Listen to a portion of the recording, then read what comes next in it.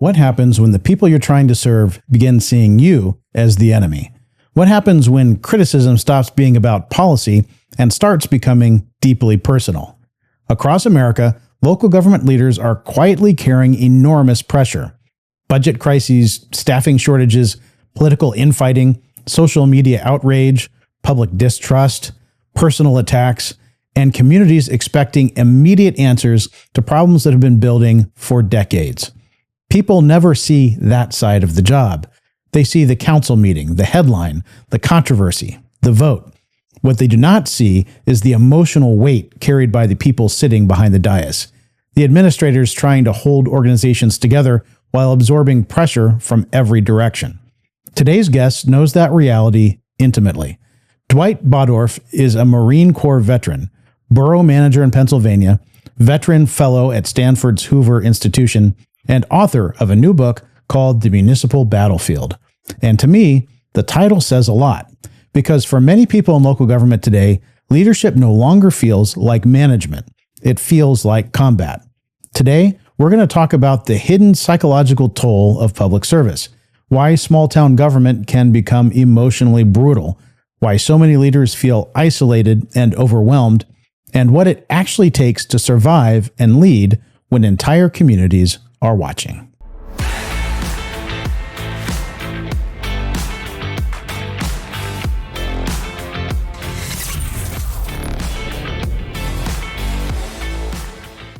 Welcome to Gov360, your full-circle view on local government leadership. And now, the most watched local government podcast in America. One of the themes that has emerged repeatedly on this show is that local government leadership has changed dramatically over the last several years. The technical side of the profession still matters, of course. Budgets matter, infrastructure matters, public safety matters. But increasingly, success or failure in local government leadership is being shaped by something much more human. Emotional resilience, communication under pressure, political volatility, public distrust, and the ability to lead calmly in environments that often feel chaotic. Today's guest understands that reality exceptionally well. Dwight Boddorf is the Borough Manager of Tarentum, Pennsylvania, a Marine Corps veteran and Purple Heart recipient of Operation Iraqi Freedom, and currently serves as a Veteran Fellow at Stanford University's Hoover Institution, where his work focuses on helping veterans transition into local government leadership roles. He's also the author of a new book titled The Municipal Battlefield, Leading, Surviving, and Winning in Small-Town Government, which immediately caught my attention because, frankly, I think many local government professionals today understand exactly what that means. Dwight originally reached out to me after watching episode 14 of Gov360 titled Cancel Culture in City Hall, What Happens When the Mob Comes for You? And what stood out to me was how universal some of these experiences have become across the profession. Regardless of geography, political environment, or years of experience, many public servants are navigating increasing hostility, personal attacks, emotional exhaustion, and pressure that often goes unseen by the public. Today, we're going to talk about the realities of small-town government leadership, the emotional side of public service, the challenges facing the profession, why veterans may be uniquely equipped for municipal leadership, and what it takes to survive and lead effectively in modern local government. Dwight, welcome to Gov360. Thank you for having me. You know, Dwight, your background and your path to the city management profession, or the borough management profession in your case, is really fascinating. I mean, you went from, homeless in high school to, Marine Corps, 2nd Armored Reconnaissance Battalion, getting injured in 2006 in Iraq when an IED hit your vehicle. Still dealing with some of the physical and brain injury issues that came with that. And then you went into education and eventually found your way into local government management. Tell us a little bit about that journey and what that was like. Yeah, as you said, it's been a journey. I kind of stumbled into this by accident, but it was a happy accident that I'm here.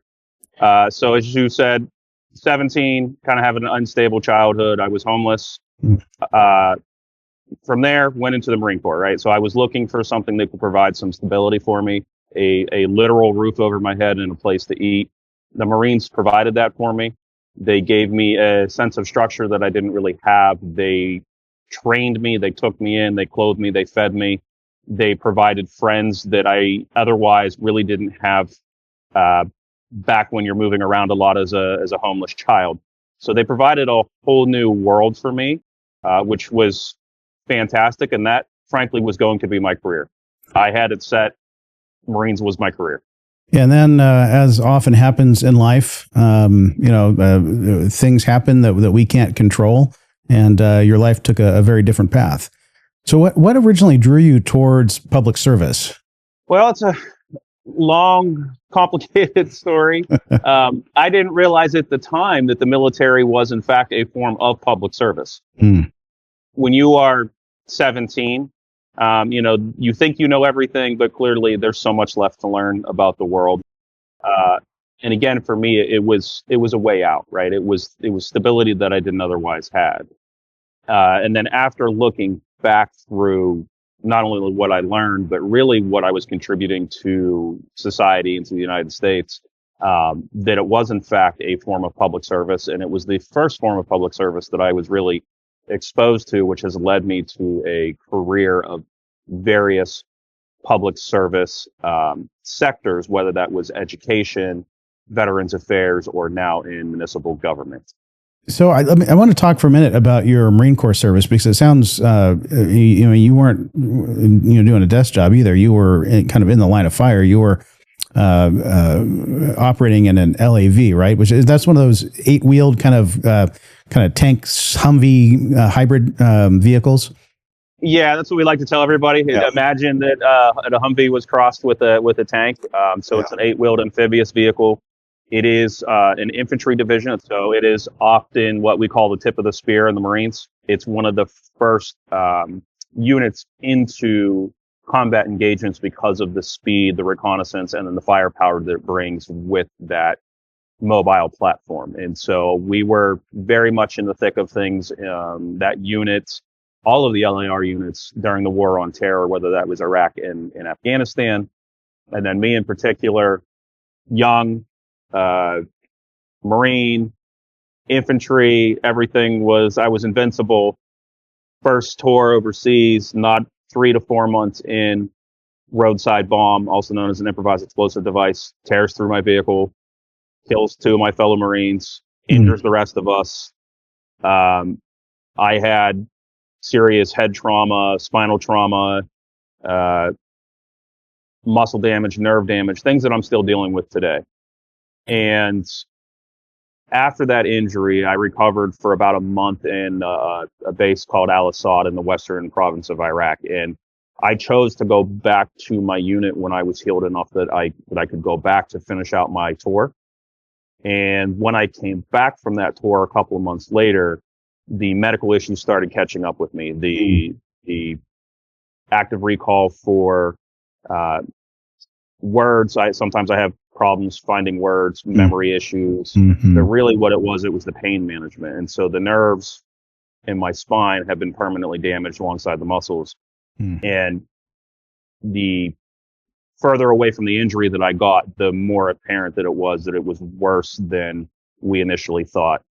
And that in of itself could be a whole separate podcast about pain management and a journey that is, and how you cope with that.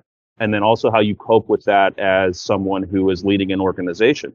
Right. It's not a common thing for someone to be in a C-suite position that's also actively doing pain management monthly and multiple surgeries throughout a year. So there's a whole dynamic to that as well too. Maybe emotional pain management, but yeah, no, I know what you're saying.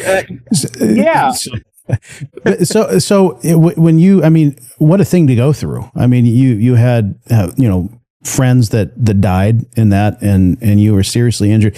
Did you spend time in a hospital? I would have to assume so.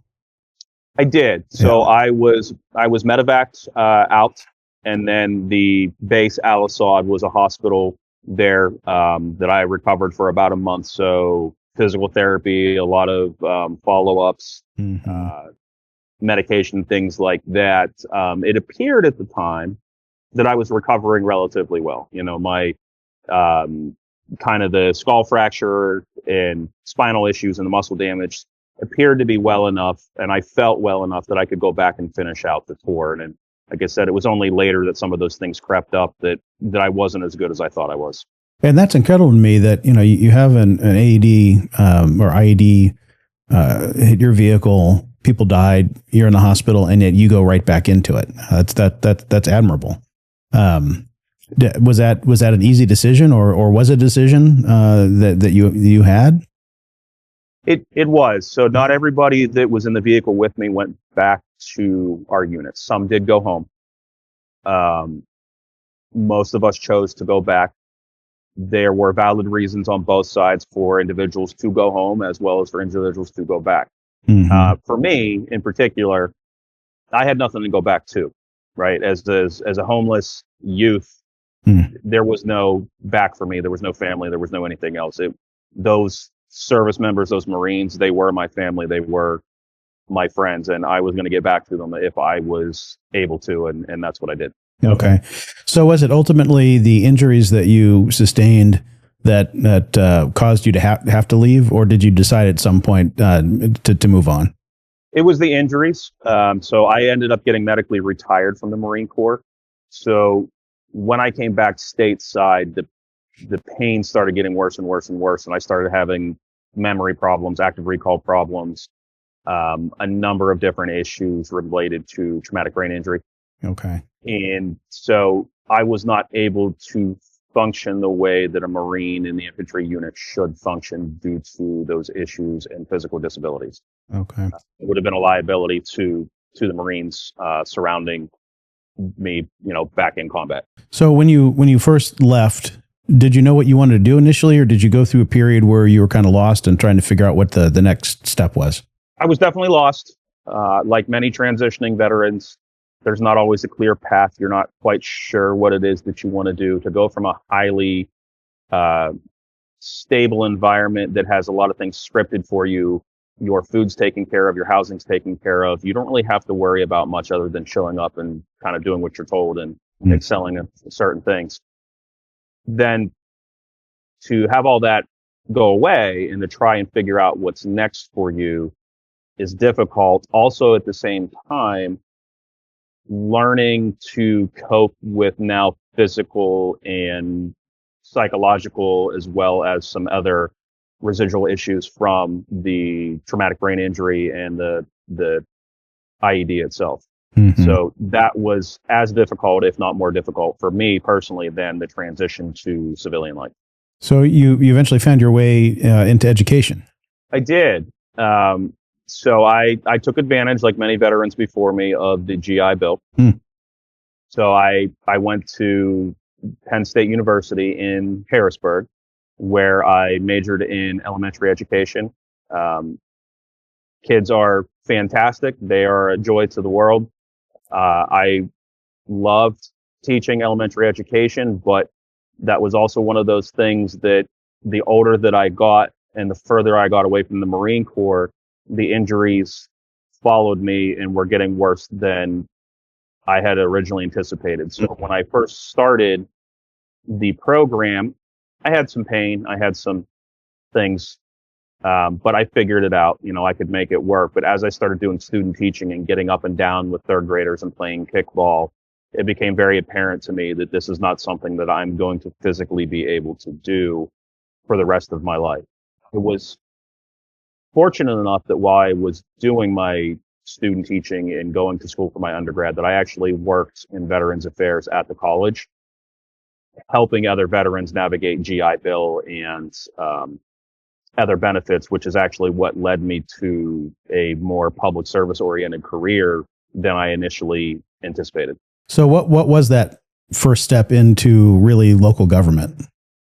The actual step would have been the Department of Veterans Affairs at the federal level and then going down. But even before that, I was government adjacent.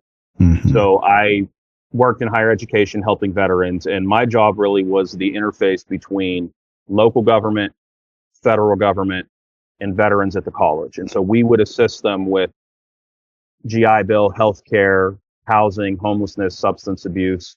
And that really touched a lot of different facets of government from federal, state, into local. And my first kind of interactions with local government was at that job. The good and the bad that came with it, and all of the things that local government is involved in, that I don't think a lot of people really realize how involved in some day-to-day operations local government can be. Yeah. I think so many people are focused on government and politics at the federal level, or sometimes the state level, and the local level kind of gets overlooked, where I think the local level is really what impacts people's day-to-day lives, much more than the other levels. 100% agree. And it's fascinating to see the interplay between federal, state, and local governments. Having been at really all three levels of federal, county, and now at the local level, I don't know that a lot of people realize how load bearing the local level is. And if it doesn't function appropriately here, everything on top of it doesn't work either. So in Pennsylvania, you have boroughs, and maybe explain to us a little bit how that works. Very much like a city, I would assume. Pretty much, we're just tiny cities, or boroughs can be also big cities. So Pennsylvania has a number of different municipalities.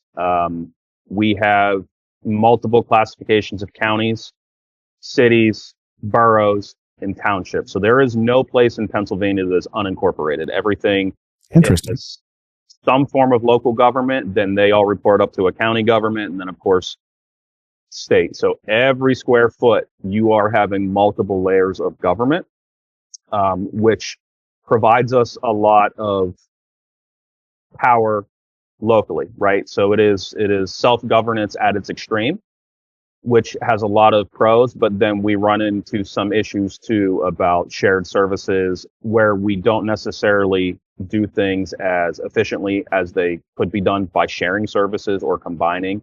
So there are a lot of challenges that come with that as well. The boroughs themselves can be, as tiny as a couple hundred up to 80,000, 90,000. So it varies widely. In my county alone, so Allegheny County outside of the Pittsburgh region, we have 130 municipalities in one county, and about 80 or 90 of those are boroughs that range from 1,000 up to 35, 40,000. In the boroughs, it is, for most of them, it's a council manager form of government. Whereas the townships can be a council manager form of government, but often it is a commissioner heavy type of government where they don't always have a manager and they don't have a mayor. Okay. So how did you come to be a borough manager? What was that path like for you? Intentional. When I was running Veterans Affairs for Allegheny County, I interacted a lot with the municipal managers, with the elected officials as well. I saw firsthand what a positive impact that you could have as a municipal manager to your community. Mm-hmm. For me, as a county official, county director, I did have a lot of impact, but it wasn't as immediate as you can at even the local level. There's a lot of processes, systems, politics, all of those things that have to go when you change anything for, a population of 1.2 million. Whereas you go to the local level, you can actually affect change a little quicker, a little more, intentionally. So it was something that I sought out. I intentionally made a move from Allegheny County Veterans Affairs to municipal management so that I could better impact our communities. And did local government, you went through quite a transition. It was must be a major life change over a period of time and over, a number of different jobs. But when you came into borough management, was local government what you expected it would be? Yes and no. I think to some extent it was. Some portions of it are a smaller version of federal and county government. You still have certain structures that rely on voters, rule of law. Those things are all familiar. They just kind of change form a little bit. I think what I didn't expect was the lack of resources and how fast paced it can be. Mm. You know, a lot of people, you get an image in your mind of a small town that it's just kind of slow and boring and it's behind the times. And that is very much not what I experienced or currently experience. I am busier now running a smaller town with a wider range of responsibilities than I was as the director of the largest population of veterans in Pennsylvania. Yeah, no, I think that's something that surprises a lot of people when they come into management, because a lot of people start by managing smaller communities. I think there's a misunderstanding of the complexity and difficulty of that role versus managing larger organizations, where people think, well, yeah, that's going to be a much easier job. And compensation is often tied to the population of the organization that you're managing. And that never made sense to me, because, you know, my first role as a city manager was in a relatively small city here in Southern California in Riverside County, the city of Canyon Lake, which is a little over 11,000 population. And in our region, that's tiny. And I quickly realized that I was working harder than probably any of my colleagues in the surrounding cities. There are just fewer people to delegate to, right? And smaller communities have, you know, they're dealing with much of the same issues that the larger communities are, but you're dealing with those issues with fewer staff and fewer resources, and you have to be a jack of all trades in those positions. So it can be very demanding. 100% agree. That was my experience as well. You know, at the county and the federal level, you had a human resources department, you had a legal department, you had IT, you had communications, you had all these people with expertise that you could lean on. You come into these small towns, like you said, you're everything. You better know a little bit of everything or how to figure it out. Also, that same gap I have noticed as well for compensation. You know, size does not necessarily equal complexity. Certainly, it has its own challenges. Where I am at, we are one of the only places in Pennsylvania. So there's 2,200 some odd municipalities statewide. We're one of 10 that's running a water treatment facility, distribution, an electric system. Wow. Plus all of the other normal functions of public works, code enforcement, and we have shared policing after a recent police merger. So wow. We have a lot of complexity built into our teeny tiny little town where we don't have necessarily all the same staff members that a bigger system would have. And our overall budget is 6 times the size of everyone else around us. But, you know, that doesn't necessarily equate to a bunch more staff either.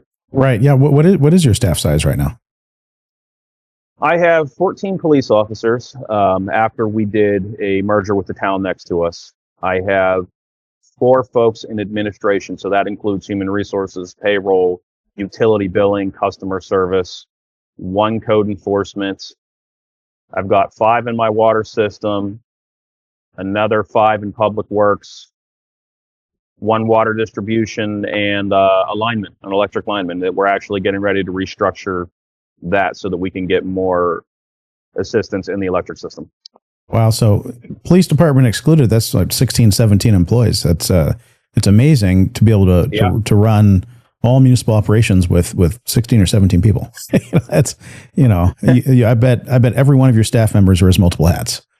They do. So we have been very intentional about making sure that there's cross coverage as well. I can remember when I first stepped in there that each staff member owned their domain and only their domain. And that's fine that they have the subject matter expertise, but the problem you run into is when that person's on vacation, if they're sick, if they quit. I had 2 senior staff members pass away unexpectedly. Oh my gosh. All the knowledge goes with them. Mm-hmm. Everything stops. It's not acceptable to the residents to say, hey, I'm sorry, we can't turn your power or your water on because our staff member, you know, is under the weather or they passed away. So lessons taken from the Marine Corps about making sure that there's standard operating procedures and backups. We have a famous concept in the Marine Corps called the strategic corporal, that even kind of at the lowest rung of the ladder, you know the job above you and below you so that you can operate if something happens to your commanding officer. Those lessons have worked very well in a small town. You know, we had to restructure some things. We had to go back into the collective bargaining agreements and pay a little bit more for maybe a foreman position that we created in the union. But having that backup provides us a lot of peace of mind. And like I said, we did have a couple staff members that passed away unexpectedly after we reorganized. And I'm glad that we did, because we had somebody that was able to step in to two of those positions so things didn't just stop immediately. I think you probably agree with this statement, but I feel that local government leadership just feels increasingly difficult in recent years. And so the title of your book really resonated with me. The Municipal Battlefield. I love that. Leading, surviving, and winning in small town government. Why the title Municipal Battlefield? I chose it because small town government really, like you said, is more demanding than people think. Mm-hmm. It's very high pressure. It's consequential, like a battlefield. For anybody that's ever been in those environments, or anybody that knows anybody in those environments, it's marked by uncertainty. You never know what's going to happen. You have competing priorities. You have limited resources. You have limited staff. There's always an emergency, political tensions, and really the need that you have to make these decisions while you're under pressure all the time. There's a lot of similarities in small government to what actually happens on a battlefield. I also picked the title partially as an additional pushback to the stereotype that local government and small government is dull, that it's boring. We are more than paperwork and meetings. There's a lot of things that go on that we manage, from emergency services to infrastructure, yes, safety crises, financial instability, conflicts. So really the battlefield is a metaphor. But it does reflect, I think, the reality that local government leadership is can be chaotic, that it is resource constrained, and that it takes some adaptability to make sure that you are effective in the field. I think especially in smaller communities, local government can become emotionally intense. Yeah. And I think, I don't have the battlefield experience that you do. Which did you find more emotionally challenging? Oh, that's a good question. I'm going to cheat and I'm going to say both, but for different reasons. Okay. So, having directly experienced combat and losing some of my fellow Marines who we're friends with, just at 19 is emotionally devastating, and you have to carry on, right? Mm-hmm. So that's a whole thing. But in local government too, you have similar situations. My 4th month on the job where I'm currently at, the neighboring community's chief of police was killed in the line of duty. Mm-hmm. One of my officers was shot, and it was an immediate, for me, stepping almost into that same situation in the battlefield where I had friends and colleagues killed, but there is still a mission that you have to do. And I took lessons learned from there to help in a similar but different situation that allowed me to step up and step in and make sure that we carried forward while the community was grieving. And frankly, that my officers, my community, my politicians, like nobody really knew what to do. It was just one of those things that shocked the community. But emotionally, it was difficult. I was carrying essentially the weight of an entire region to make sure that policing operations moved forward while we honored somebody that had grown up in the community, that everybody knew, mm-hmm. that was the type of officer that people say that, this is the type that you need. We were fielding calls from governors and all kinds of places, people, an outpouring of support that we had to recognize that, be empathetic, but still, again, the mission continues. The town doesn't stop because something tragic happens. As a matter of fact, it gets more chaotic when you have the vigils and you have the folks coming in from all over the country. And then on top of that, we ended up restructuring and merging the two forces in the immediate aftermath of that to stabilize policing for the region. That was emotionally fraught too. Emotions kind of ran high in the community about maybe you need to slow down and wait for a while before you do that. But the other side of that was the officers themselves saying, we need to be a bigger department. We need to be stabilized. We need X, Y, and Z. And a lot of folks saying, yes, now is the time to do a merger. And so like all of that pressure kind of converged all at once. You know, I hear from so many across the country in this line of work that it's just become a more emotionally challenging business, right? That it's, you know, with all of the toxicity on social media and, you know, just the kind of the erosion of civility and public discourse, that it's just it can be a very challenging time to be in local government. In fact, a lot of people are getting out of the work because they just don't want to deal with that side of it anymore. So I don't know if you have had those experiences yet in terms of that kind of toxicity out there in public discourse, and if you've encountered kind of psychologically overwhelming moments in that regard yet. More than I would like. Yeah. I think it's universal. Mm-hmm. You know, I think that's kind of when that episode came out about cancel culture and kind of the toxicity. It's not a just me issue, right? Right. And to an extent, I knew that. You know, I have a peer network here. I've been in public facing roles before, but it's a little bit different, I think, when you're behind the seat in the dais itself and you are seen as responsible, or at least partially responsible.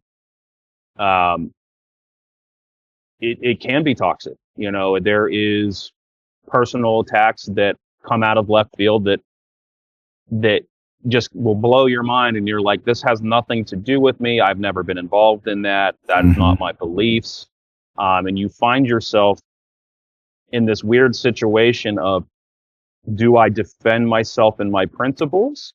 Do I stay quiet? Do I try and talk to people one-on-one? Like what is the appropriate response? And I think more and more of us are navigating that, whether they're real controversial issues or kind of maybe some overblown ones. Like, there's a lot of social media things that get blown out of proportion.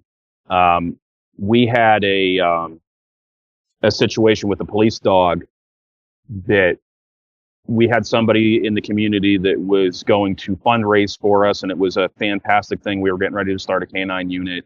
There was a somewhat professional singer who got involved, said that they were going to donate a dog to us. We politely, in writing, said we're not ready to accept that. We don't have a written policy. We don't have a vehicle. We have to have training. We need insurance. Like, there's all these things that go into it. Mm-hmm. Please do not do this until we're ready. They did it anyway because it was a promotional PR item. And our response at that point was to either accept the dog and all the liability that comes with it and the unreadiness to appease the community, or to say no and wait for things to become operationally sound. We said no, politely. And the amount of attacks that we got from various people who didn't even live in the area and had nothing to do with it, and it quickly turned personal. Mm-hmm. When we were trying to make the best operational decision that we could to protect the department and the town. You know, you don't want to unleash a dog that's not trained, that you don't have insurance for. Right. Yeah. Right. Yeah.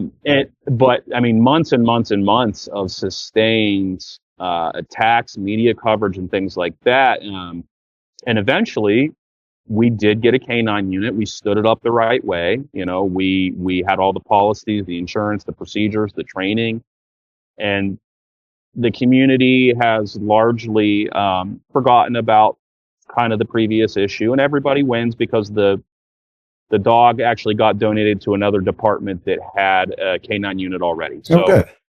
From my perspective, another department who was in need because their canine passed away got what they needed, and we did it appropriately. But that in-between period, there was a lot of pressure to do the politically expedient thing instead of the practical thing, and the amount of personal attacks on me and my council members was just, there's nothing really that prepares you for that in graduate school or when you're going through your council orientation.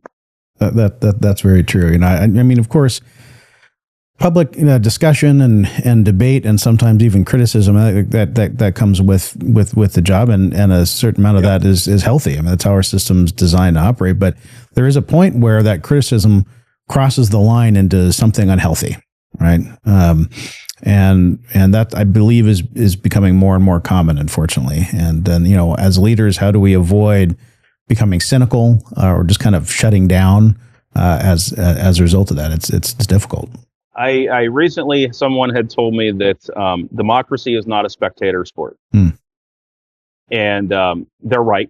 And I have found myself often talking to staff and others about what you just said. Residents absolutely have a right and a duty to question, to criticize, to be involved. And they should. Absolutely. That's how democracy works. That's how it runs. But there are times that it crosses a line into personal attacks, into veiled threats, into direct threats, whether that's staff or often elected officials. We have part-time elected officials here in Pennsylvania in our municipalities that are paid $50 a month, trying to do the best that they can for their neighbors. They do not have a lot of resources to guide them. And then some of the personal attacks and things that are lobbied against them, at times can be difficult for them and for us to swallow. But, the best I think that you can do is try to understand where the residents are coming from. Oftentimes they do have a point. There is, some kernel of truth or legitimacy, and trying to discuss it with them.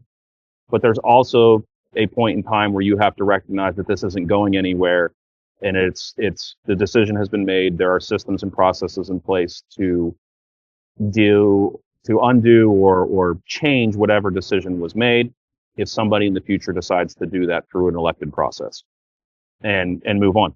Right. Yeah. And there's a lot of room there for healthy discussion over issues. But, I think very often members of the public look at government as this kind of just faceless machine, right? And it becomes easy to forget that these are human beings, right, with emotions and families that all of this can take a toll on. And I think so often just the emotional side of public service is overlooked, unfortunately. I'd agree. So, having spent most of my careers in Veterans Affairs, I spent a lot of time around combat veterans, special operations folks, from various generations, World War II down to the current. And a lot of those individuals ended up going into police, fire, all of these things. There is an emotional toll that is absolutely placed on all of our public servants, whether that is military, law enforcement, police, managers, nurses, librarians, that we don't talk about enough. I think in the veterans and the military space, we're getting better about it. It used to be that you couldn't even say post-traumatic stress disorder. We are getting better. We are starting to institute programs, trainings, recognizing that just because you may have an anxiety or a post-traumatic stress disorder does not mean that you cannot work or do these things. Mm-hmm. I see the beginnings of those conversations starting to happen in municipal government, but we are still very, very, very far behind compared to where even the veterans in the military space is. To me, this is almost a 20, 30 years ago where the veteran space was. Interesting. About the beginnings of those conversations. Well, I guess that gives me hope that we'll catch up at some point, maybe. I think we will. I think it's going to take sustained effort, honest conversations, and hope, right? Just because there is a stressful event as a leader does not mean that you are incapable of leading. We, like you said, we're all humans. Everybody has a reaction to something, and it's about carrying on and staying calm and doing what you can for your community. It's not about shoving your feelings down or not having any or pretending that they don't exist, because that's how you get burnout. That's how you get folks that up and leave all of a sudden after 20 years in the manager seat with no explanation. Mm-hmm. There is an unhealthy expectation that we're just going to absorb all of these things and it's not going to take a toll on us. And it does. And that's okay as long as you are coping with it appropriately, or you have outlets, or you can talk about it or there's resources for all of those things. Right. Yeah. Now you have kids. How old are your kids? I have a 14-year-old and I have a 9-year-old. Okay. So your 14-year-old's probably getting to that point where they're starting to think about what they want to do, career pathwise. Right. Mm-hmm. And when you think about your 14-year-old going into the military or going into local government, which makes you more nervous in terms of their emotional well-being? Military. Really? Okay. Yes. Emotional well-being. Yes. Okay. Emotional and physical. Military by far. Yeah. Physical, I understand, but the emotional side's interesting to me. So spanning kind of both working at the Department of Veterans Affairs in a hospital as patient advocate. So I was the complaint department for the VA. Okay. Not that we ever had any problems in the government. Never. Never. And then county and really everything in between there. There is a lot of emotional things that can happen to you during your military service. So you have a plethora of things, the more traditional things, post-traumatic stress disorder, but the rates of some type of anxiety disorder, whether you saw combat or not, are extraordinarily high. You have MST, so military sexual trauma, which is still pretty prevalent for females and males in the military. There is a number of things that I think if you are not well prepared, that when you go in can cause some long-term emotional concerns in the military. Again, they are getting better about it. But given the choice of the two, I would absolutely steer my kids towards local government. Interesting. So tell us a little bit about your work at Stanford and the Hoover Institution. Yeah, so the Hoover Institution is fantastic. So they started a program a couple years ago called the Veterans Fellowship Program. Mm-hmm.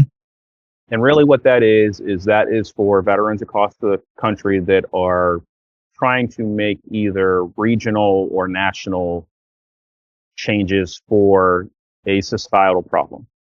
And my project in particular is focusing on getting individuals into local government management roles. So we know through research through some of the bigger veteran or organizations, ICMA and a few other places, that there is a silver tsunami coming, that there is not enough people to replace municipal managers. Very true. Across the United States. So what are we going to do about it? Right. The programs that exist right now, the more traditional programs, are fantastic, and they're going to continue to be a feeder, but they're not producing the number of replacements that we need, and they're not doing it fast enough, and cost is also a concern. When you spend $60,000 for a bachelor's degree and another $60,000 for a master's degree, and you're going into a small town at $50,000 a year in Pennsylvania, that math doesn't math. Is there another way that we can do it? I believe the answer to that is yes, and I believe it can solve one of our other issues too. So we have about 200,000 veterans transitioning out of the military every year. These are people that are trained in leadership, calm under fire, emergency management and crisis, systems thinking. They have a lot of different skills that they've acquired over their time in the service, and a lot of them are looking for a mission, a purpose. The federal government has picked up on this really well, and the state governments to an extent. There's a number of programs and pathways that will take transitioning service members and put them directly in the federal government or even state governments. You get your preferences, you get all these types of things. Those government agencies have realized that there's this vast talent pool out here that we spend millions of dollars a year on training. Use them. For some reason, that has not translated to the lower levels of government. Is there a way for us to fix that and steer the individuals and say, hey, yes, the federal government is great, and you should consider that, but have you considered local government? And here's all the reasons that you should and what it can do for you and how you can contribute to your community and bring all of these skill sets with you. So that's what I'm working on at Hoover and Stanford through a project there with a local organization in Pittsburgh as a regional pilot. That's great. So your focus is really kind of working with the veteran and getting them to consider local government as a future career path. It sounds. Yes. I'm curious about the other side of that because as on the municipal government side, if you're if you're working in HR or if you're a director of a department and you're hiring for a position and you're looking at resumes. It's not always the case that what you see on the resume with someone coming out of the military, that experience doesn't always match perfectly with what you're used to seeing for your applicants. For those local government roles. But what are as a director or HR person who's looking to hire and considering a veteran, I mean, what are those skill sets? What are those things that you're seeing in veterans that make them especially well suited for local government leadership? It's a good question. There's a real gap there. So that gap exists not just within local government or just even within the corporate world. So when veterans are transitioning out, there's often a communications barrier. They don't necessarily know what a garrison commander did in the military. So if you're military, you know what that means. Mm-hmm. If you're coming out and you're applying to a place outside the city of Pittsburgh and you say garrison commander on your resume, you're not getting an interview. Right. But a garrison commander is actually a city manager in the military. They're managing the base, they're managing the personnel, the utilities, the resources, the supply. It is a one-to-one translation of actual job duties. It's just that translation. There are tools to help with that now. There are agencies and organizations, whether that's the state veterans offices, the VFWs, the DAVs. I have hope for AI here, actually. So there are already some translation tools that have been around for a couple of years through some various tech firms. But I think AI is going to be able to close that gap a little bit more for both the veterans and for the local governments, right? If you don't necessarily know what this is, take the time, run it through. How does this compare or relate to municipal management? Being a battalion commander, for example, again, folks aren't really going to know what that means. But if you're a battalion commander, you've directly overseen hundreds of individuals, same as running a large company, that you have your logistics, you've got your personnel, you've got your finances, you've got the actual operations. All of that's embedded in that battalion commander billet that we have to figure out on both sides how to translate better.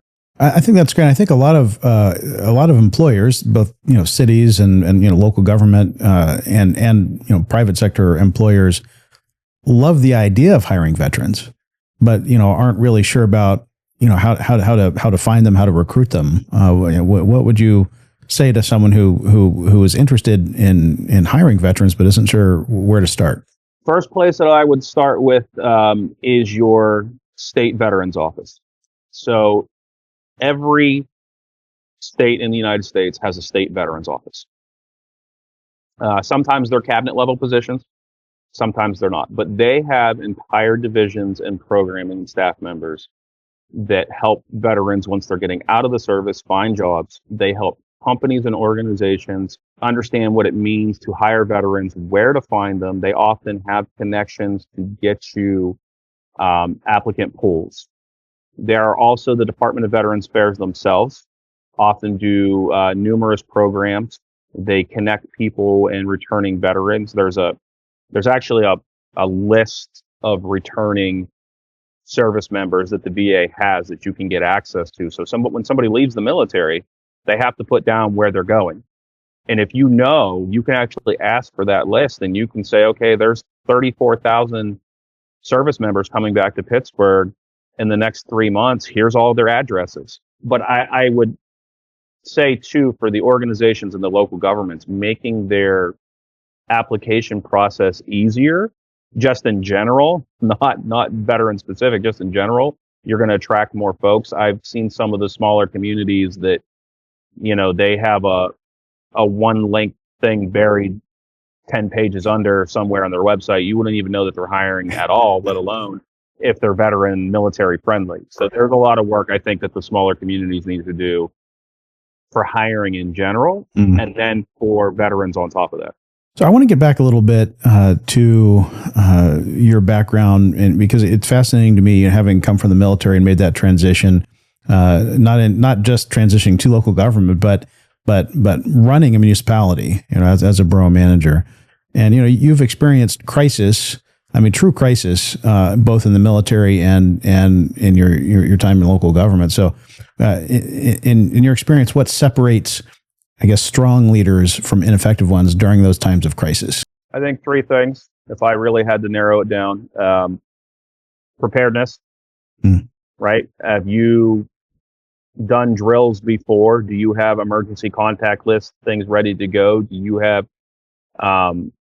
everything up to date for if you have to actually activate your emergency protocols, right? Calm. Nobody wants to take directions from the person that's freaking out at the top. It's not going to go well.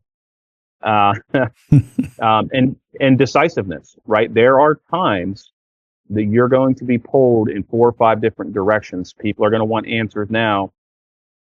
Sometimes you're going to have to make a decision and you're going to have to live with it, even if it wasn't a perfect decision, and move on and move forward and not second guess yourself or everybody else around, which kind of goes back to that calm and preparedness.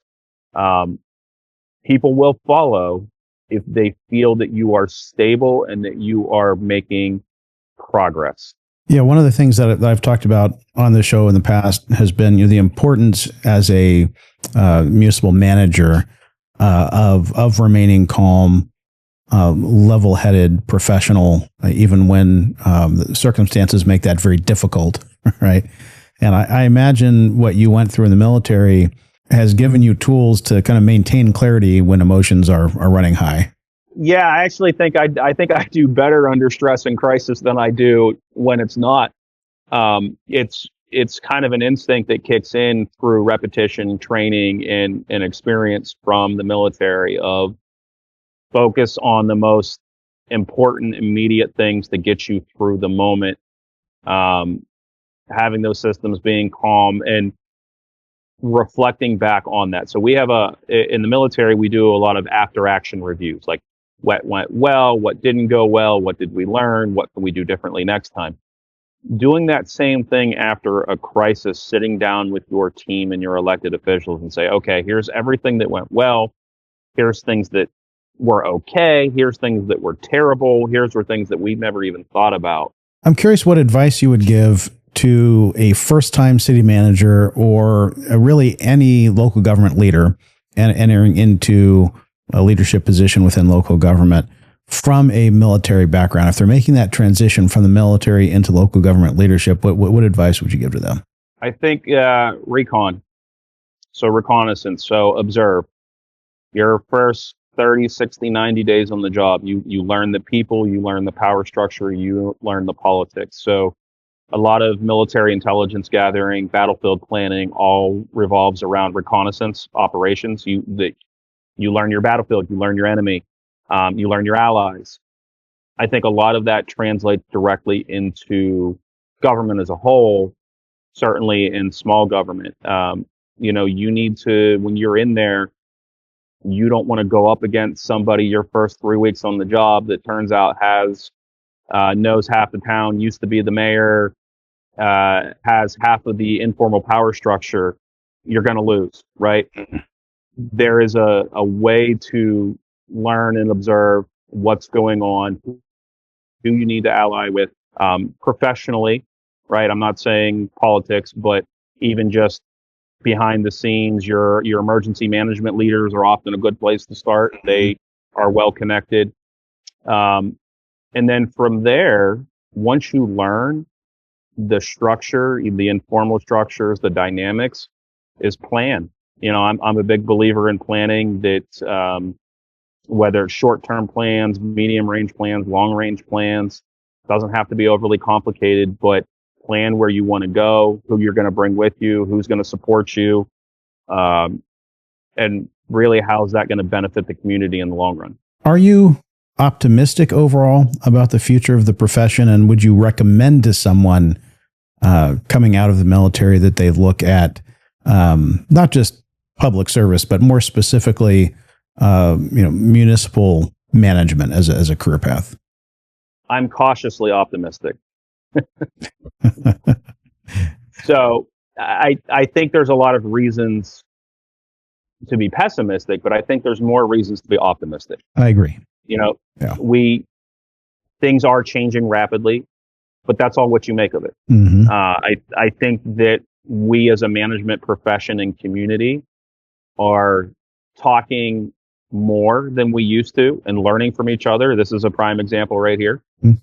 We are being more open and honest about what the job takes to be successful, which I think is going to help future generations. I think there's a lot of well-meaning people out there from in the government and outside the government. Almost everybody I've ever talked to wants their town, their country, and their community to do well. They just have different versions of what that means. Yeah. So a lot of that is small details that can be worked out between communities and things. Very rarely that I've run into somebody that says, blow it all up and start over. Every once in a while, but yeah. Every once in a while, right. There are a few. Yes. So I think those are reasons to be optimistic. I think technology, although it sometimes can be frustrating, I think is an asset right now, particularly for younger first-time managers in small towns, because we don't have that same bench of professional employees. So for us to be able to professionally be able to utilize AI and the other technology that's out there, whether it's smart meters for water reading and electric systems, whether it's integrated apps, is a force multiplier for small communities to help us catch up to the bigger communities in ways that we would have never been able to do before. Good point. Yeah. And puts us kind of in that same realm of professionalism that all the other layers of government are at. Yeah. I'm on team optimism. I would recommend people go into local government. I think we need good people. I think we need a mix of people coming up through the traditional pathways of MPA, planning, assistant manager, manager. And I think that we need new voices in from the outside as well from non-traditional paths. I think it's going to take both of those things and more for us to be able to fix some of the systemic legacy problems that we have, like 100-year-old water systems that are failing, right? We're going to need creative solutions from everybody to fix those.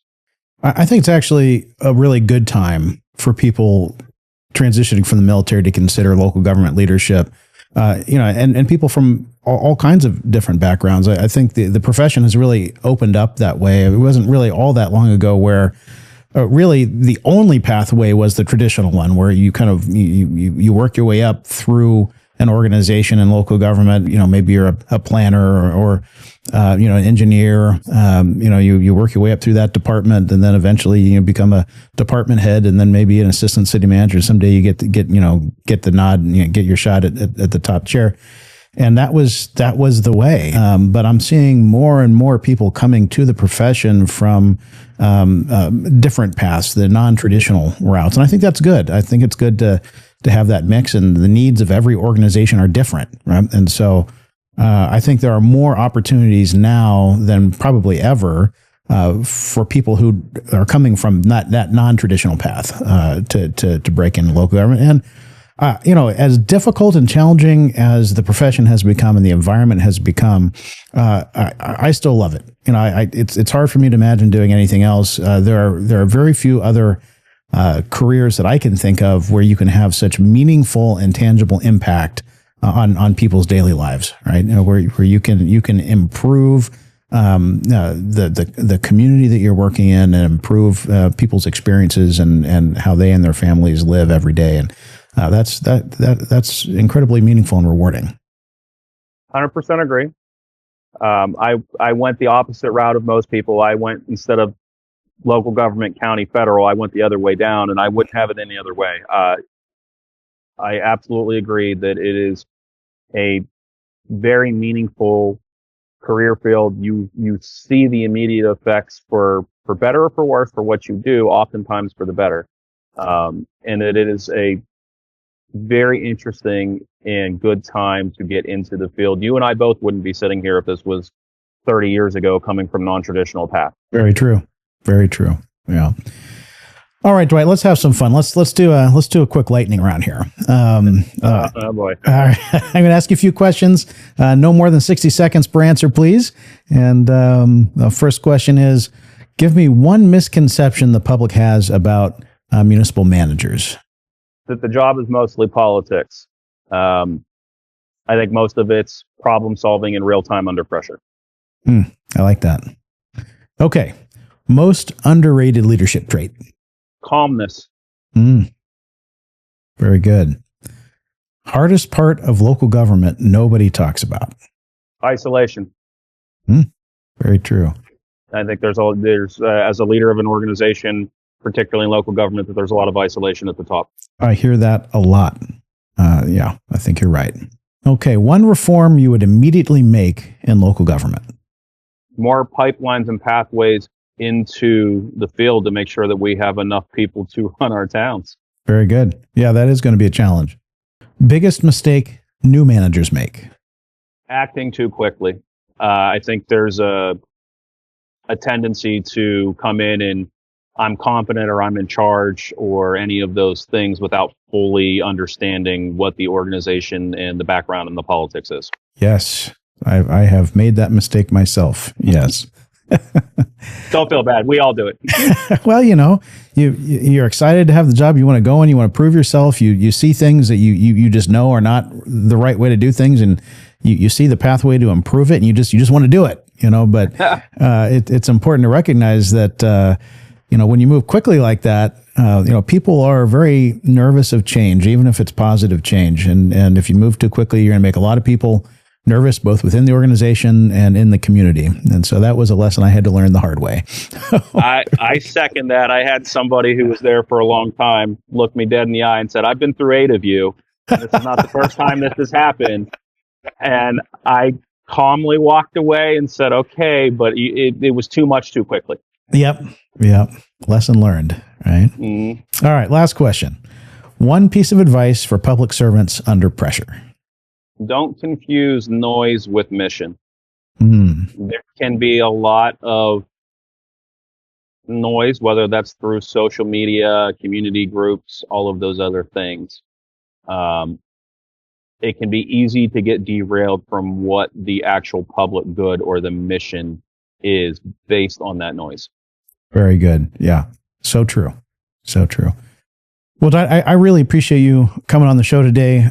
Your background is so fascinating. I know a lot of people are going to really enjoy and learn a lot from hearing this discussion. So thank you so much. Appreciate it. Thank you for having me, and thank you for what you're doing for the management community as a whole. I think this is important to help advance the profession. Well, I appreciate that. Thank you. We'll put the Amazon link to your book, The Municipal Battlefield, in the show notes, so people can click on that and buy your book. Appreciate that. Yeah, and we'll also include the link to your LinkedIn page for those who'd like to get in touch with you. I think the most important takeaway from this conversation is that local government leadership is far more human than most people realize. The public often sees decisions, headlines, controversies, budgets, and council meetings, but behind all of that are real people carrying enormous responsibility, pressure, and emotional weight on behalf of their communities. And increasingly, those pressures are intensifying. What I appreciate about Dwight's book and perspective is that he's willing to be open and to acknowledge something many people in this profession quietly feel, but rarely discuss openly. Leadership in modern local government can at times be emotionally brutal. But despite that reality, there are still talented people stepping forward to serve, people who care deeply about their communities, people willing to absorb criticism and pressure in order to keep institutions functioning, people trying to lead responsibly in environments that often feel incredibly volatile and divided. And honestly, I think conversations like this matter because they remind public servants that they are not alone. If you enjoyed today's episode, please share it with a colleague, and be sure to hit that subscribe button so you don't miss future episodes of Gov360. Also, subscribe to the Gov360 newsletter on LinkedIn. It's free, and it's where we can connect and continue the conversation.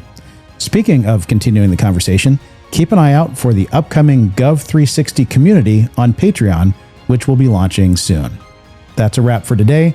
Thank you for joining us on Gov360. Until next time, govern boldly, my friends.